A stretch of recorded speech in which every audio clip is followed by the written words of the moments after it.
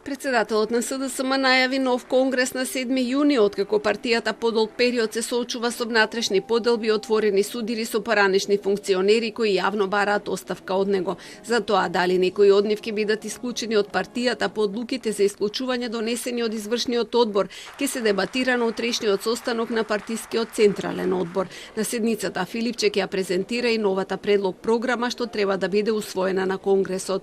Имајќи предвид дека постојат повеќе механизми, прво ќе дебатираме за тоа кој ќе го превзееме, после тоа ќе дебатираме за тоа. Јас ќе презентирам новата предлог програма на партијата, на која што ќе работат и членови на Централниот одбор во следниот период, а е припремена од стручните комисии во различни области, во сите сфери, за да граѓаните знаат какви политики ние ќе предлагаме во следниот период. На конгресот ќе му претходи меѓународниот состанок Скопска иницијатива со регионалните сестрински партии со кои ќе потпишат заедничка платформа за борба против авторитарни режими, борба со корупција и европска интеграција на регионот.